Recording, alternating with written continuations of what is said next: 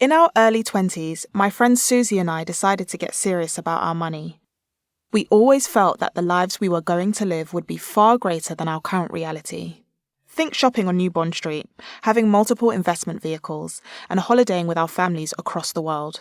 This was, and still is, the life we felt destined for. We were hardworking, and we believed that hard work should pay off in a way that meant we could enjoy the finer things in life. But we also knew that it would take a little more than the money we had in our bank accounts to get us to our destiny. We need to get our money up, was the mantra we constantly repeated, and we needed to do it quickly. University parties were nice, but we were ready to enjoy holidays abroad on yachts. So, notebooks at the ready, we prepared to swat up on all things money and finance, from budgeting to bonds and beyond.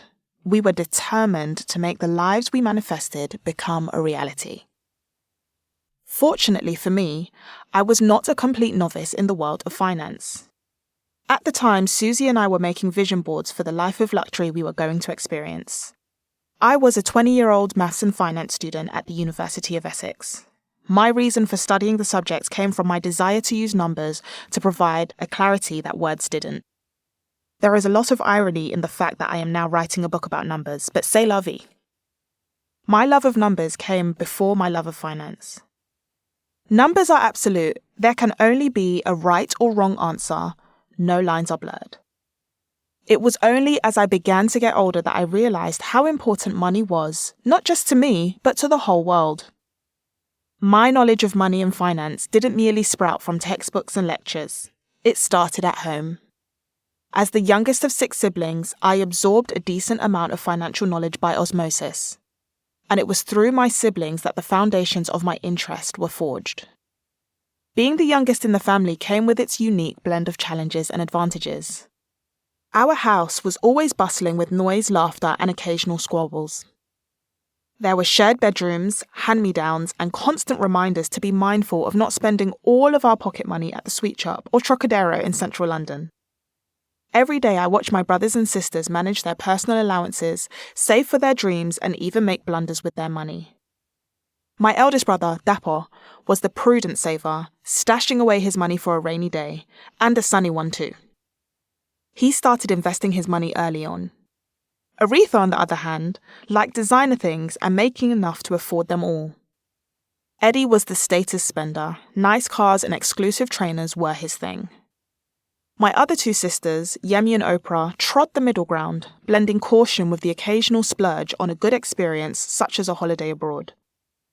From each, I learned something valuable, absorbing their financial wisdom, mistakes, and strategies. The main lesson I learned from all of them was one I want to share with you here. To an extent, you can buy what you like as long as you are willing to work for it. At the same time, I'd like to acknowledge that I understand we don't all have the same access to funds and resources as each other, and I don't want to seem ignorant of that, but this was my personal lesson. Furthermore, if there is something you truly want, it may take a while for you to achieve your goal, so patience needs to be a virtue you're comfortable with. Some things are worth the wait. In many homes, women are seen as the nurturer of the children, and men are seen as the provider. I was very blessed to see my mum play both roles. She was the first person to teach me the power of multiple streams of income. Another lesson from her was that there will always be work to do and bills to pay, but if you don't get off the treadmill to enjoy life, you're going to burn out. Somehow, she managed to have 6 children and still go on a cruise from time to time. To me, my mum always represented what a bold woman looked like. So my family background meant that I was always financially aware, which was partly how I ended up studying maths and finance, and also how I ended up in a money support group with Susie. The great thing about my studies was that I had access to real knowledge about how money worked, so I led the way in talking to Susie about how we could make our money grow. I was learning about bonds at the time.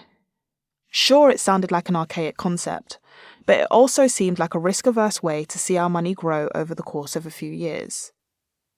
When I started to speak about bonds with Susie, a look of utter confusion crossed her face. She was perplexed and didn't ask more.